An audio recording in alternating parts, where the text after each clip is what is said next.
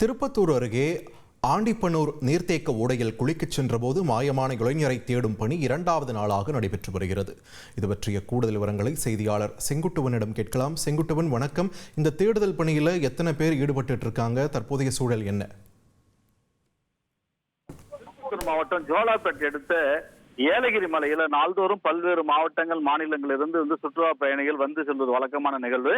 இந்த நிலையில நேற்று முன்தினம் சென்னையை சேர்ந்த 8 இளைஞர்கள் நேற்று முன்தினம் ஏலகிரி மலைக்கு சுற்றுலாவுக்கு வந்திருக்காங்க.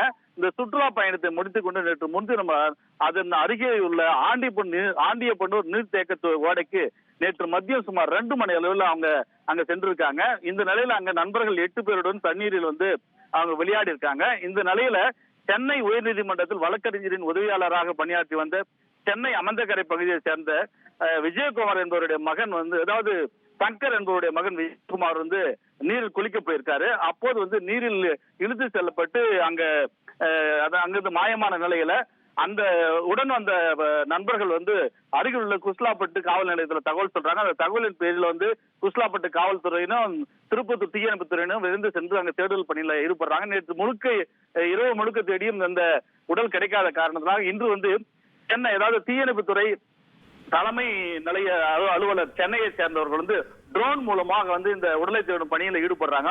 மேலும் சென்னையை சேர்ந்த தலைமை தீயணைப்பு துறை அலுவலகத்தின் மூலம் ஆழப்பகுதியில் சென்று நீரில் மூழ்கி உடலை தேடும் குழுவினர் 5 பேர் கொண்ட குழுவினர் இந்த உடலை தேடும் பணியில இன்று தேடி வராங்க. தொடர்ந்து 2 நாட்களாக இந்த உடலை தேடும் பணியானது திருப்பத்தூர் வட்டாட்சியர் தலைமையிலான காவல்துறை மற்றும் தீயணைப்பு உடலை தேடி வராங்க. இந்த நேரம் வரையில் அந்த உடல் காணாததால் அவங்களுடைய உறவினர்களும் அந்த பகுதியில் உள்ள பொதுமக்களும் மிகுந்த சோகத்துடன் அந்த ஏரியாவில் காணப்படுறாங்க. நன்றி செங்குட்டுவன், உங்களோட விரிவான தகவல்களுக்கு. உங்கள் தந்திவன் தொலைக்காட்சியில் ஓ பட்டர்ஃப்ளை ஞாயிறு தோறும் இரவு 8 மணிக்கு காண தவறாதீர்கள்.